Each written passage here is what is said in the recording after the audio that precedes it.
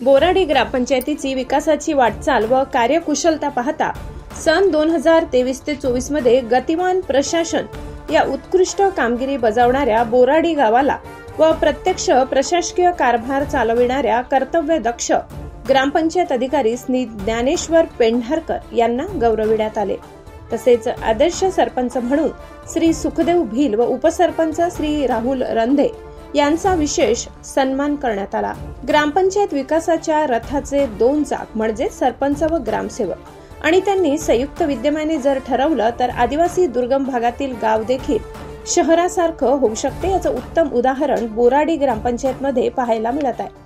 उपसरपंच राहुल रंधे यांनी आदिवासी डोंगराळ भागात उपक्रमशील विकसित ग्रामपंचायत म्हणून नावारूपाला आणली।